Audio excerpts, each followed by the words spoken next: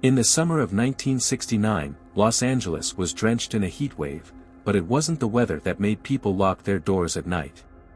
A series of murders, so violent they defied comprehension, sent shockwaves across the city. A pregnant actress, Sharon Tate, and her friends butchered in her own home. The following night, another gruesome scene, an affluent couple, Leno and Rosemary LaBianca, slaughtered in their quiet suburban house. Messages scrawled in blood on the walls, cryptic symbols, and no clear motive. These weren't just murders, they were something darker. Fear settled like a suffocating fog, and people began to ask, who could orchestrate such calculated chaos? As police unraveled the case, they uncovered something no one expected. A failed musician, a drifter with a criminal past, had turned a group of young, impressionable followers into his personal army of killers. His name was Charles Manson. But how? How does a man with nothing, no power, no fame, come to hold a grip so strong over others that they would murder for him? What poisoned his mind, and what did he see in his followers that made them willing to obey his every command? This is not just the story of Charles Manson. It's the story of how one man turned peace, love, and freedom into tools of terror. Stay with us as we unravel the mind of a man who became a monster and the deadly cult he created. The 1960s were a time of revolution.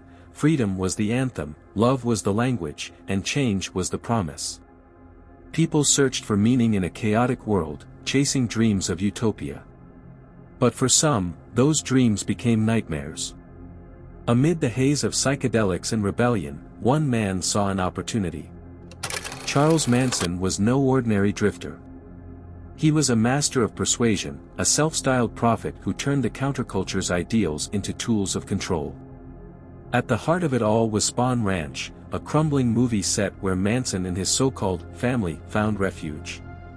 What seemed like a haven for free spirits was actually a breeding ground for manipulation, obsession, and eventually, murder. Before we delve deeper into how a man who sought to be a rock star became the orchestrator of one of the most infamous crimes in history, make sure to subscribe to this channel. We're just getting started, and trust me, this is a story you won't forget. Charles Manson was born on November 12, 1934, to Kathleen Maddox, a 16-year-old girl who wasn't ready for motherhood. His father was a drifter who abandoned the family before Manson was even born. Kathleen's unstable lifestyle meant young Charles often found himself in the care of relatives or left to fend for himself. By the time he was a teenager, Manson was already on the path to delinquency, stealing cars and committing petty crimes. What he lacked in stability, he made up for in cunning. He learned quickly how to manipulate people to survive, a skill that would later define his life. But it wasn't just his rough upbringing that shaped him. It was where he ended up, prison. Manson spent most of his formative years locked up, learning not just the ways of crime, but the art of influence. Inmates introduced him to mind control techniques, religious ideologies, and radical beliefs. It was in these confined walls that he also discovered music, a passion he believed would one day make him famous. When Manson was released from prison in 1967, he stepped into a new world. California had become the epicenter of counterculture, a haven for dreamers, drifters, and those searching for something more. He drifted through San Francisco's Haight-Ashbury district, soaking up the free love movement and aligning himself with the ideals of peace and freedom. But Manson saw something others didn't, a generation hungry for answers, desperate for belonging, and vulnerable to exploitation. Manson moved to Los Angeles, hoping to break into the music industry. He rubbed shoulders with influential figures, even befriending Dennis Wilson of the Beach Boys. But while Manson's musical ambition stalled, his charisma flourished. He began to attract a following, young women and men drawn to his magnetic personality and apocalyptic visions. By 1968, Manson had gathered a group of devoted followers who called themselves the Manson Family. They settled at Spahn Ranch, a rundown former movie set outside Los Angeles. What looked like a bohemian paradise was, in reality, a controlled environment where Manson ruled with an iron grip. He preached a distorted blend of religious teachings, paranoia, and promises of a coming revolution. His followers, many of them estranged from their families, saw him as a father figure, a guru, and a messiah all in one. At the ranch, communal living masked a deeper agenda. Manson used a mix of drugs, psychological manipulation, and emotional dependency to control his followers. Slowly, he instilled in them the belief that they were chosen to carry out his vision of societal upheaval, a vision he called helter-skelter. But what exactly made Manson so convincing? How did this petty criminal transform into a man who could bend others to his will? As the family grew in number, so did their loyalty, and their willingness to follow him into darkness. At the center of Charles Manson's twisted vision was an idea he called helter-skelter. Borrowing the term from a Beatles song, Manson claimed it was a prophecy of an apocalyptic race war. He believed that a violent uprising between black and white Americans was imminent. In his delusional narrative, his followers would survive the chaos by retreating to an underground city in the desert. Once the war was over, Manson claimed, his family would emerge as the new rulers of a transformed society. To the outside world, this sounded absurd. But within the confines of Spahn Ranch, his followers saw it as gospel. Under Manson's manipulation, they began preparing for the revolution, not by retreating, but by hastening its arrival through acts of terror. Manson's ability to recruit young, vulnerable followers was nothing short of extraordinary. Most of them were women in their late teens or early 20s, estranged from their families, disillusioned with society, and drawn to the promise of love and community. At first, life at Spahn Ranch seemed idyllic, a communal lifestyle filled with music, free love, and shared ideals. But Manson's control tightened over time. He used drugs strategically, not for recreation, but to break down inhibitions and enforce loyalty. He preyed on their insecurities, convincing them that he alone could provide the answers they were seeking. Psychologists later noted that Manson's tactics mirrored those of classic cult leaders: isolation, repetition, and the gradual erosion of individual identity. But the question remains, why were so many willing to kill for him? By 1969, Manson's paranoia was at its peak. He believed that the helter-skelter prophecy wasn't progressing quickly enough, and he decided to take matters into his own hands. He ordered his followers to carry out murders that would shock the public and incite chaos. On the night of August 8, 1969, Manson sent 4 of his most devoted followers to the home of actress Sharon Tate. Tate, 8 months pregnant, was hosting friends when the killers arrived. The violence that ensued was beyond comprehension. Tate and her friends were brutally murdered, with the word "pig" written in blood on the door. The following night, Manson himself accompanied his followers to the home of Leno and Rosemary LaBianca. There, the couple was subjected to the same horrifying fate. These weren't random acts of violence, they were messages, designed to sow fear and confusion. The victims' stories deserve respect and remembrance, and their families' suffering cannot be overstated. For the Manson family, however, these murders were just the beginning. Why did they follow him? Experts believe Manson exploited a perfect storm: the turbulence of the 1960s, the vulnerability of his followers, and his own uncanny ability to manipulate. He used fear, love, and dependency as tools, creating a psychological prison from which few could escape. But could there be more to Manson's story? Some theorists argue that his mind control techniques bore eerie similarities to the CIA's MKUltra experiments, a secret program exploring psychological manipulation through drugs like LSD. Manson's proximity to Haight-Ashbury, a hub for countercultural and governmental experiments, has fueled speculation. Was Manson's madness entirely his own creation, or was he, in some way, a byproduct of shadowy experiments that spiraled out of control? While no concrete evidence has surfaced, the possibility lingers, adding another layer of intrigue to his already twisted story. As authorities pieced together the clues, they uncovered a story so shocking it would grip the world for decades. But the biggest twist wasn't just the violence. It was the mastermind behind it all, and the chilling control he held over those who carried out his orders. What was Charles Manson's ultimate endgame, and how did it all unravel? The answers would shock even the most hardened detectives. By late 1969, the walls were closing in on Charles Manson and his family. The arrest wasn't initially tied to the murders. Police detained the group on suspicion of car theft. But as investigators dug deeper, pieces of a larger puzzle began to fall into place. Witness testimony, coupled with the cryptic messages at the crime scenes, linked Manson and his followers to the gruesome murders of Sharon Tate, the LaBiancas, and others. The investigation revealed not only the extent of their crimes but the chilling control Manson wielded over his followers.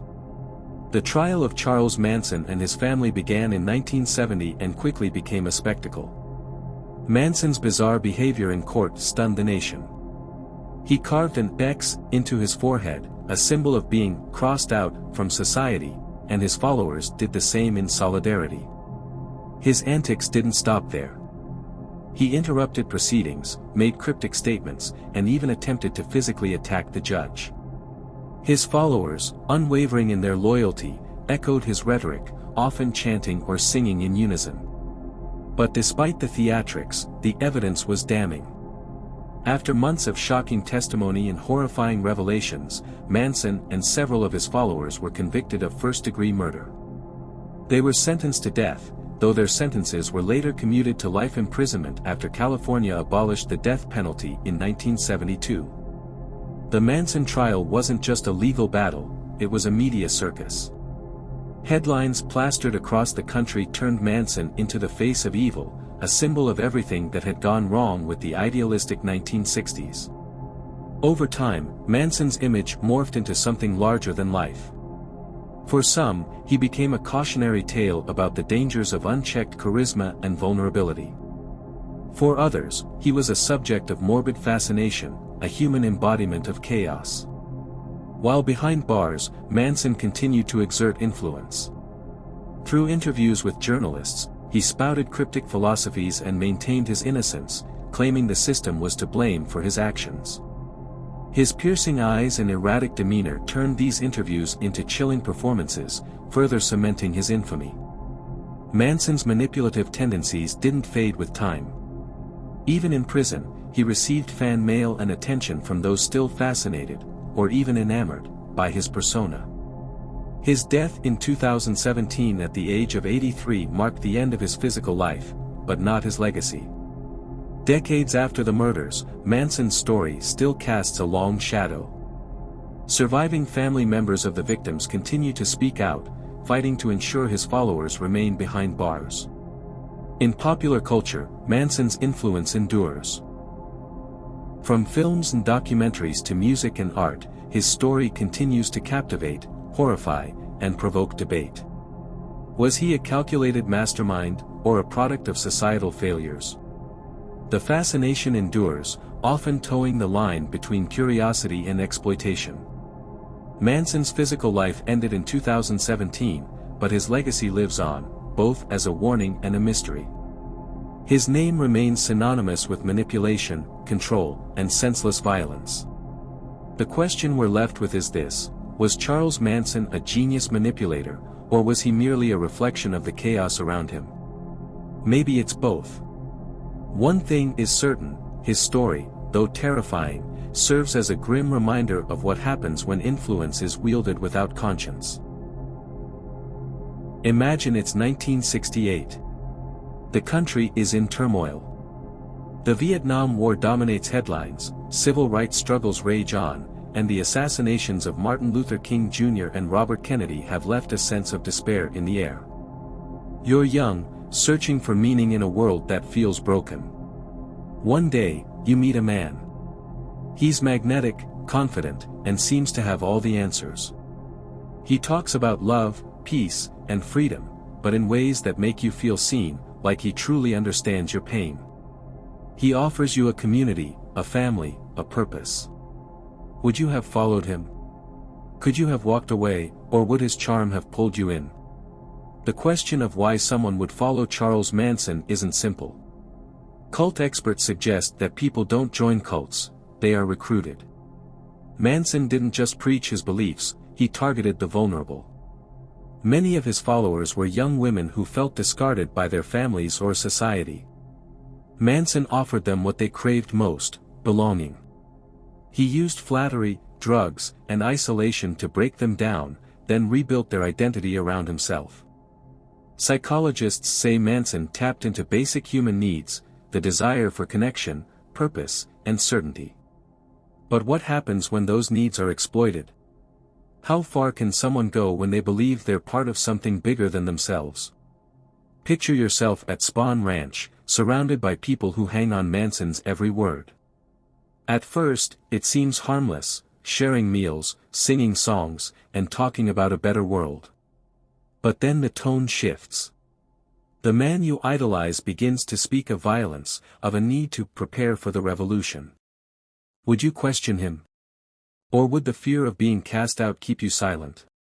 History has shown that under the right circumstances, ordinary people can be led to commit extraordinary acts of horror.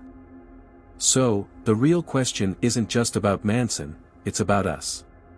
Could anyone, under the right conditions, be drawn into something so destructive? Manson's followers weren't born killers. They were everyday people, someone's daughter, someone's friend. But under his influence, they abandoned their morals, their families, and eventually, their humanity. What does it take to hand over your will to someone else? And, more importantly, how do you break free once you've gone too far? Charles Manson died in 2017, but his shadow continues to loom large. The man who once captivated a group of young, impressionable people with his wild prophecies and dangerous charm left behind a legacy of horror. For decades, psychologists, criminologists, and historians have debated the true nature of his crimes.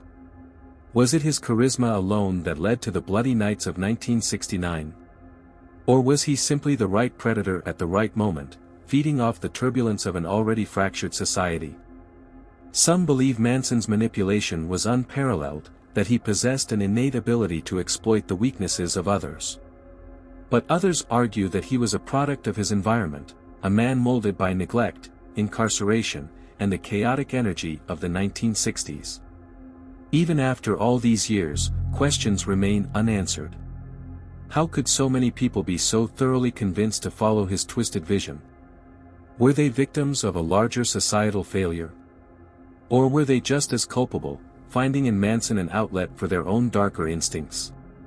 And then there's the lingering theory, was Manson, as some conspiracies suggest, part of something bigger?